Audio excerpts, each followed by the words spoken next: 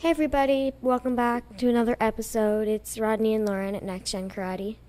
And yeah, so another exciting episode. Another one. Yeah. We're into the double digits now, which is pretty exciting. But we have the results of the voted upon intro music. So thanks to everybody who took the time to checking out our YouTube channel and commenting on there, messaging us on Facebook, sending us tweets, and emailing us your entries. And some people talk to us in person too. But the winner, do you know what it is? Do you want to hear it? Yeah, sure. Here we go. This is what you guys have chosen for our show.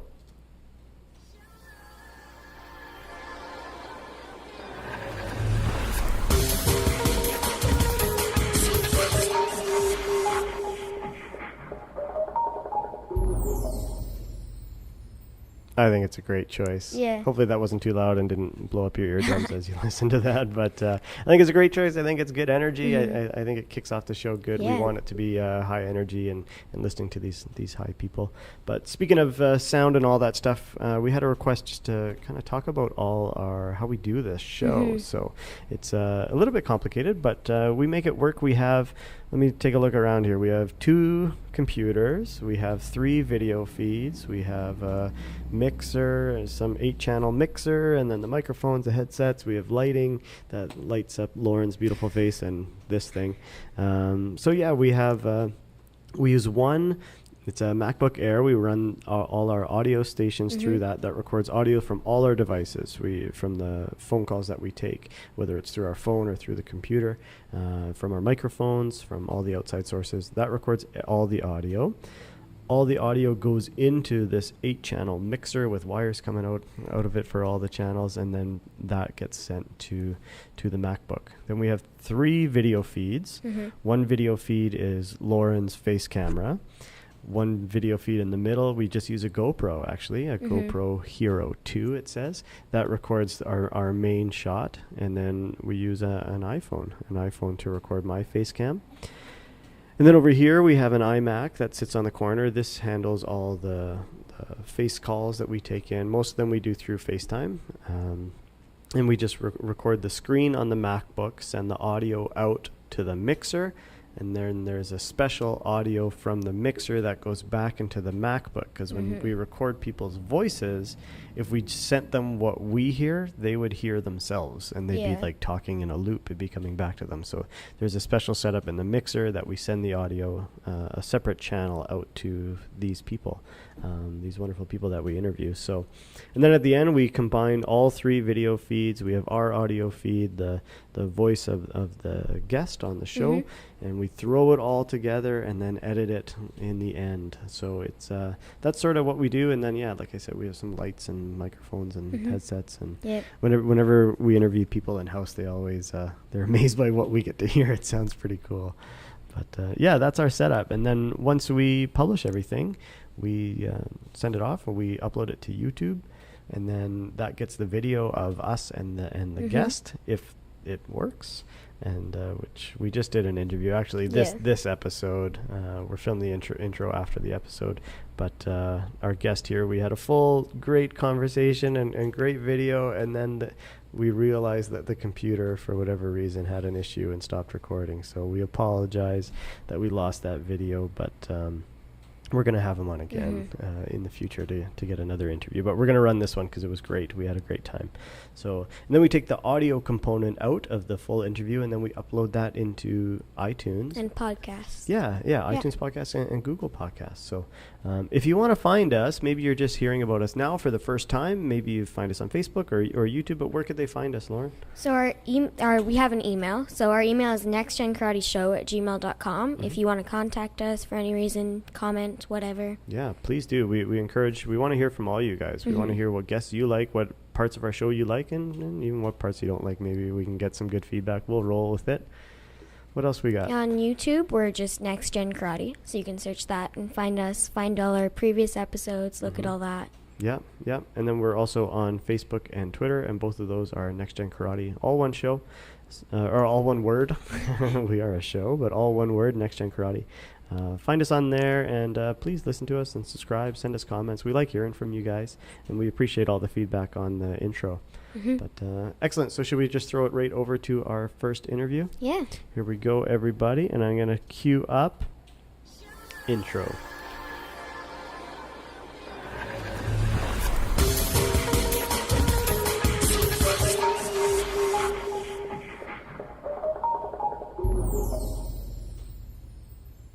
Episode 10, double digits. We hit it, and we got a big guest today. I'm pretty excited.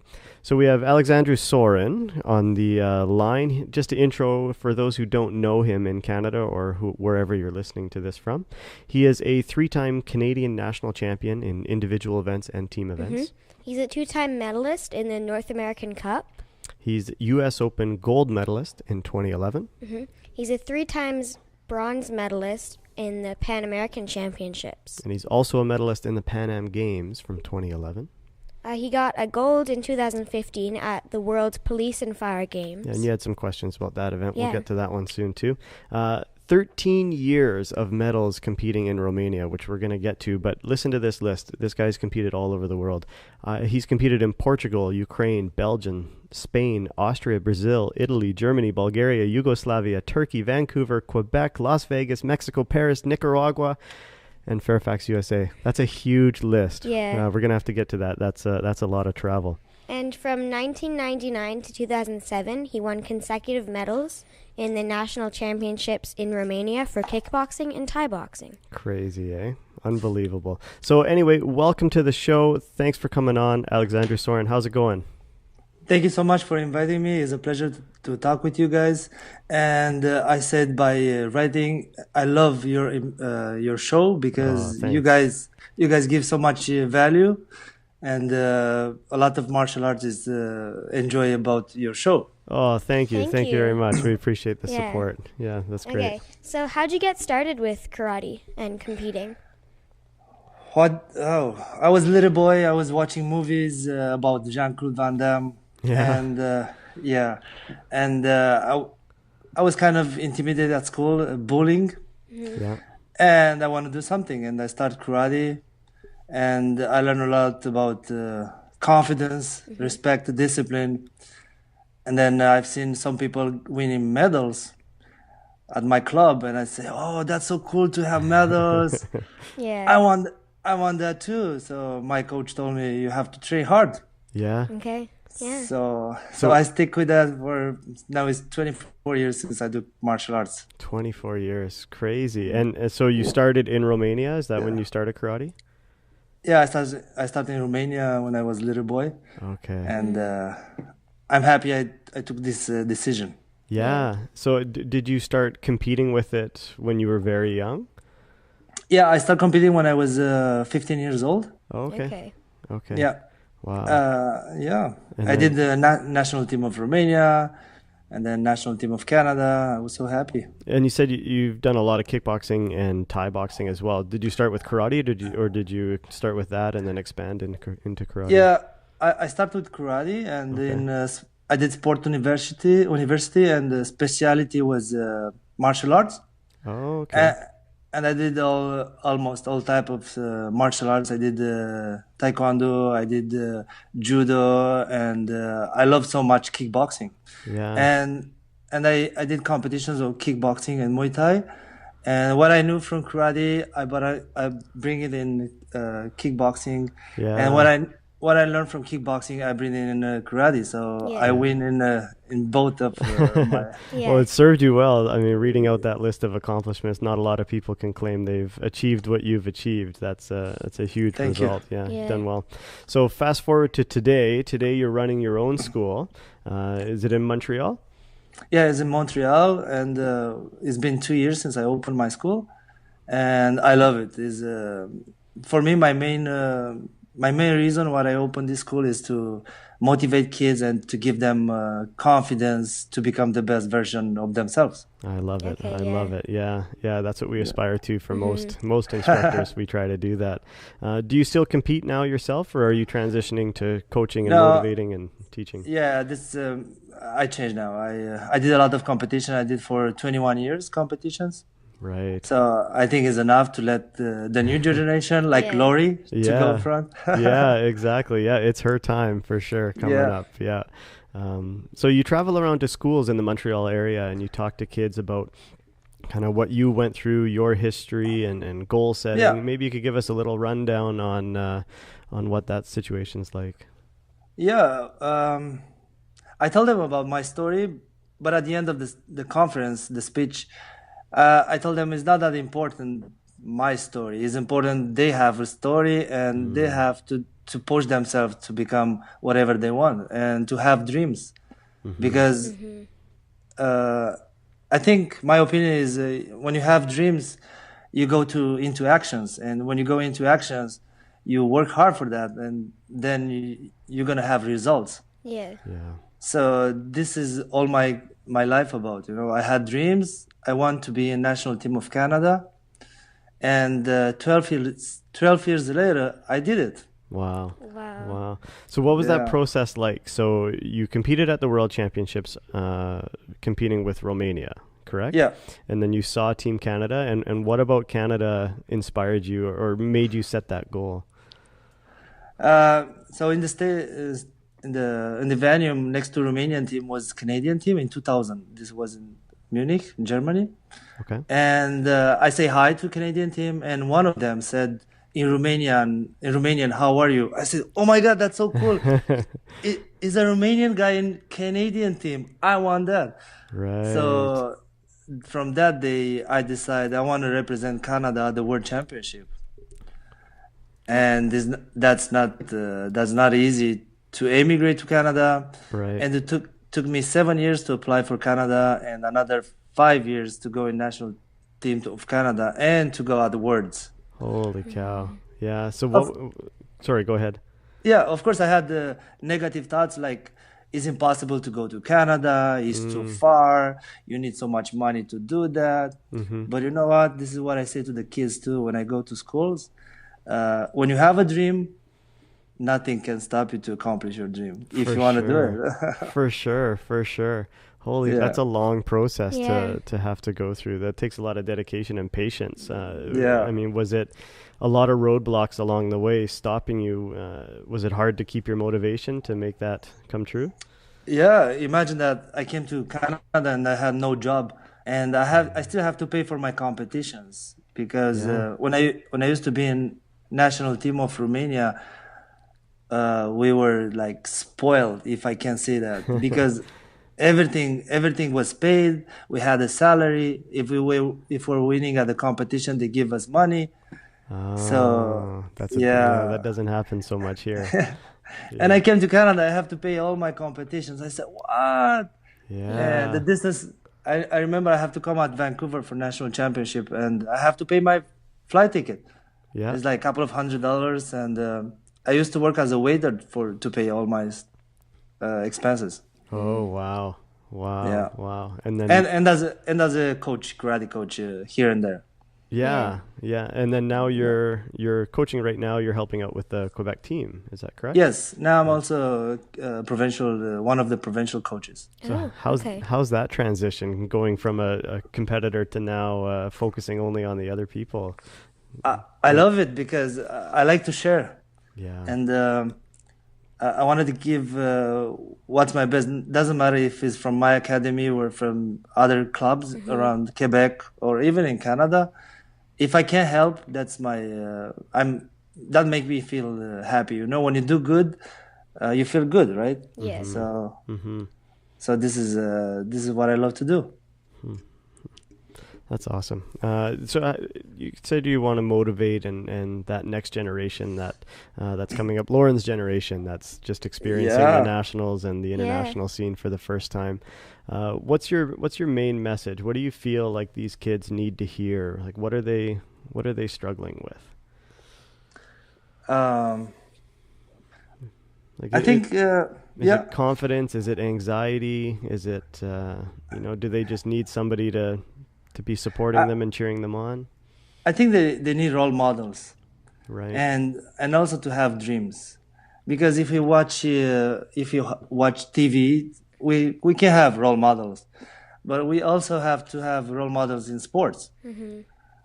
Not only on like Spider-Man or something imaginary. And when you have models, you push yourself, because I want to become kind of like that person, or I want to become the best of myself, you know? Yeah. So growing up, who were your role models? Jean-Claude Van Damme. In his movies, he was traveling a lot. He was having fun. Yeah. And unfortunately, my family didn't have money to give me to travel. So through karate, I saw if you become a champion, if you're good enough to represent your club or your country, everything is going to be paid for you. And I say, oh my God, I have to do that. so I used to train at my dojo, in parks, at home, everywhere. Karate was part of my life every day. Okay, so if you could go back to when you had started and give yourself some advice, what would that be? Wow, what an intelligent question. Thank you for that. What would that be? To read a lot, to read more. Okay. Oh, interesting. Yeah, because I didn't read that much at that time when I started karate, but started reading books about psychological books, or like sport psychological book, or knowing yourself. This kind of books helped me a lot. When I started reading, I had so many good results in martial arts, in karate competitions. And I said, imagine if I was discovering this a little bit earlier. Right. Yeah, and this helped me a lot, reading books. Yeah. Oh, that's really interesting. Yeah. Because my physical training was there. I was doing a lot of physical training. Of course, yeah. Also, I was I win a lot because I came to national team of Canada. When I used to train in national team of Romania, you did camps for 3 trainings a day. Oh, okay. Physical training was so intense, and I like it. When I came to Canada, it was a little bit different. We did 2 times a day training, and from time to time psychological training. Yeah. And this one helped me so much, and I had win-win. So from Romanian team, I had physical, and from Canadian team, I had psychological training, and I was a winner because of these 2 experiences. Yeah. Well, maybe that answers my next question. I was going to ask you what kind of the biggest difference between competing on both the national teams would be. Yeah. I guess it would be just the focus on the mental side of competing. Yeah, exactly. Have you ever met someone who's doing very, very well in the dojo, and at the competitions they're blocked? Absolutely. Yeah. Because there is something there. So we have to overcome our fears, our thoughts. We have to manage our thoughts, and I think this is very important. To know yourself, what's your best technique, or how you do when there's a lot of people around you at the competitions, or. So let's pick on Lauren a little bit. So she competes. She's an outstanding fighter, and she has amazing kata as well. She does very, very well. Just on the mental side of it, like you're talking about, she's a perfectionist by definition of the word. So she can be in a match and fighting great, and the match is going good, and then the other girl will score a point on her, and then her head just goes boom, right? It really hits her. So maybe what kind of advice could you offer Lauren to I guess help her through those situations? She's getting way better at it now, but just from somebody with your experience, what do you think? Okay, I used to do that too, so that's okay. We're gonna fix that. You know what has happened? The fight starts in the first second and it's finished in the last second. Even your opponent is gonna win, is gonna have 1 point advance, or 2 or 3. Doesn't matter. You still have 30 seconds. You can still kick to the head. 3-1. You can take 3 points, and you come back. You just have to focus. Maybe the referees can do mistakes sometimes, and some of the athletes, they focus on the referee. Oh my God, look what he did to me! And the referee start again the fight, and you're thinking, you have a thought in your mind like, this referee is not fair. instead of thinking at your best techniques, thinking at what you can do better to come back and to win the fight. Yeah. So I think is thinking at your best that you have, and strategy and techniques, and give your 100%. Yeah. I like that. No, that's really good advice. Does that, I don't know, that helps, clue in, make sense? Excellent. So coming up with your kids, do you have athletes from your dojo competing on the Quebec team coming out to nationals? Yes, we had one. We had one last year, and we came to Vancouver, and he was 13 years old, and he got first place in Canada, national gold medal. Oh, that's great. Yeah, one athlete. So, and for this year, we hope to have 3 or 4 athletes to be a national Quebec team. So what's more stressful, you competing in there or having your students compete? Oh, that's a good question, because I just changed, from being an athlete and with being a coach. Mm-hmm. It's so easy to be on the tatami than to be a coach, because on the side you see some of the things and you cannot actually do it. Exactly. I do my best to find the best strategy for my athlete, and sometimes it works, sometimes we still learn. We never lose. Exactly. Exactly. Yeah Win or learn.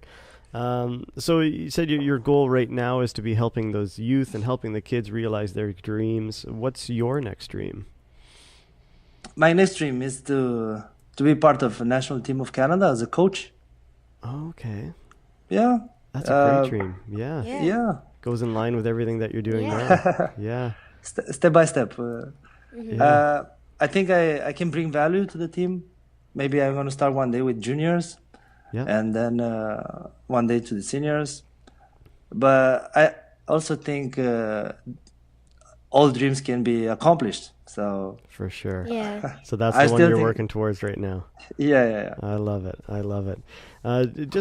Going back to some of your competition and experience there, we talked with Sean Dillon a couple interviews ago, and he's transitioning right now into professional MMA. Is that something you ever thought of? Just looking at kickboxing, Thai-boxing, karate, is that I did because in karate you do karate, punches, kicks, but you said, is that useful if I need to fight ever to defend myself? Mm-hmm. So I tried 5 fights in mixed martial arts in 2004. Oh, wow. Okay. Yeah, and I won 4. Wow, beautiful. Yeah, one of them was at national television in Romania. Oh, okay. Okay. Yeah, so I did mixed martial arts too. And did you like it? Was that something you enjoyed? No, I didn't like it. Not at all. Because you can do everything, so you can get injuries so easy. You can fight with someone who's doing. I used to fight with a guy. He used to do judo, and I say it's easy. He's not gonna come in my distance. Oh, I'm gonna punch and kick. So easy, right? Yeah. But he came in my distance, and he was putting me on the floor, left, right. So it's not easy. Yeah. Well, at least you did it. 5 fights is pretty good, and that's a good record. Leaving it too, it's a good record to retire on. Going back, what kind of are there any matches or any tournaments that stuck out to you as really memorable, really exciting, really maybe probably competing for Canada at the World Championships would probably headline it, but. What stuff did you like? What competitions stand out for you? So it's not an international competition. It's true that I had so much fun with Sean in 2011 at Pan American Games, because it's very hard to qualify, and then you go there and you get a medal too. That's amazing, and the show, and Sean talked about this, so I'm not going to talk about this. I accomplished my dream in 2012. That's amazing too, because I was representing Canada, and I met Romanian teammates, and it was fun. Yeah. But my most important competition was in 2011 National Championship in Quebec. One day before to compete, I got a call from my wife, and she told me I'm at the hospital. Oh my God! I said, what happened? So she said, we wait a baby and it's time for delivery. And yeah, one day before competition. Gosh. And I said, tomorrow I have competition. Can we wait? So, but when you're in the zone, you're not thinking just about competition. Exactly. Now I'm looking back and I'm laughing, of course. Yeah. But no, we cannot laugh with that. We cannot. Cannot delay. Can't wait. Yeah. No. And I went to the hospital. A couple of hours later, she delivered a beautiful baby. Her name is Tiffany. I hold her in my arms for 1 hour. It was beautiful. I was for the first time dad. Wow. Yeah, and at 6 a.m. I go back at the hotel. And then I slept for 1 hour and a half, I guess. I wake up in the morning. I start competing. I won all my fights, even the final. I won 8-0. Oh my gosh! And I become national team of Canada, national champion. Unbelievable. I cannot forget that. No, because my baby was born in the same day when I become national champion. That's got to be the best day in your life. Yeah. So this is what I said to the kids too, or to the people around me. What I learned from this is, when you're happy, your body is so strong. Mm-hmm. So try to be happy. Well, and that's what I try to tell our competitors who are coming up, that they look at competition as really stressful, and they get worried, and I just say, this is what you love doing. You train all week, you train 4 days a week, 4 times a week, because you love it. So just get out there on the mat and enjoy yourself, because it's stuff that you love to do, right? Don't let that stress get to you. Yeah. Feel good about yourself. Yeah. So you competed on both national teams. Is there anybody out there, and maybe some coaches or teammates, that you kind of want to acknowledge and shout out for helping you along the way? Yeah, I want to say from Romania team, of course, is Sensei Yorga, Mihaela and Dan Yorga, Mihai Hanga, and other coaches. But from Canada is the guy that was speaking with me in Romania at the World Championship. I met that guy in Canada, in Montreal, and that guy became my sponsor. Is Arawaza owner, Cosmin. Maybe you heard about him? Yeah. He's such an awesome guy. He helped me with the coaching too. And Louis Provencher helped me too. Okay. And Germain Bison. Yeah. And from Vancouver, I worked a couple of times with Sensei Sandeep. Okay. It's such an amazing coach too. When I worked at the Las Vegas US Open, my whole fights, Sensei Sandeep was on my corner, so I became champion, and he helped me a lot with that. Oh, those are all great people. Yeah. We've been lucky enough to talk to a few of them, and we'll hopefully get to the other ones as well. But what a career you've had. It's unbelievable. Congratulations on all of that. Thank you so much. And it's very nice to see that you're so passionate about going to the schools and helping out the next generation. I mean, for us, that's sort of what it's about is, I've achieved everything I want to achieve as far as competition and stuff. I still have my own goals for my dojo and my athletes, and it sounds like you do too. But seeing the youth come up and compete is inspiring to me, and I'm sure it's inspiring to you. So, yeah. So excellent. Any other questions? No, Lauren? I don't think so. Wonderful. Well, thanks so much for taking the time. We really appreciate it for coming on the show. Hopefully we'll have you on again soon, because you have a lot of experience here that we could go on for hours. But I appreciate the time. Thanks so much. Thank you so much, guys. It was always a pleasure to watch your show. So continue to do the good work. And Lori, I can't wait to see you in Quebec for nationals. Yeah. We'll be there. She'll be there for sure. We will chat there. Excellent. Awesome. Well, thanks so much. Have a great, wonderful rest of your day. Have a great day, guys. Okay. Bye-bye. Thanks. Bye. Bye. Well, thanks everybody. That was a great interview.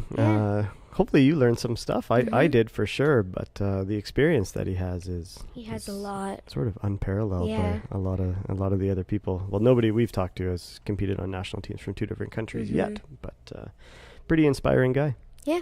Wonderful. Thanks everybody for joining us on episode 10. We'll see you on the next one.